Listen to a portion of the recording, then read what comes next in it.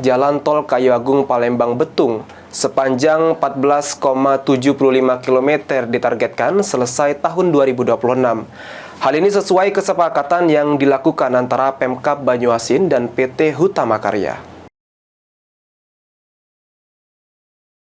Dalam pertemuan yang digelar di ruang rapat Biro Umum 4, Gedung Pos Kementerian Perekonomian, Jakarta, yang dihadiri oleh Sekretaris Daerah Banyuasin Erwin Ibrahim, membahas terkait penyelesaian jalan tol Kapal Betung dengan panjang 14,75 dan luas 115,37 hektar yang akan rampung pada 2026 mendatang.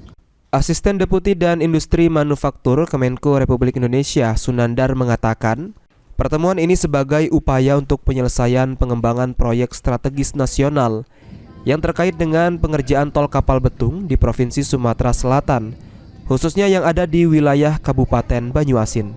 Sekretaris Daerah Banyuasin, Erwin Ibrahim menjelaskan, Kabupaten Banyuasin merupakan salah satu kabupaten yang berada di Provinsi Sumatera Selatan yang memiliki kawasan PSN. Kemenko Perekonomian mengundang Pemkab Banyuasin terkait rapat koordinasi untuk mendiskusikan tindak lanjut penyelesaian jalan tol Kapal Betung yang berada di wilayah Kabupaten Banyuasin. Jadi Kabupaten Banyuasin merupakan salah satu kabupaten di Sumsel yang memiliki kawasan PSN, proyek strategis nasional. Jadi pada hari ini kita diundang untuk rapat koordinasi di Kementerian Menko Perekonomian untuk mendiskusikan tindak lanjut dan bagaimana penyelesaian PSN terutama jalan tol yang ada di Kabupaten Banyuasin. Suryadi, PAL TV.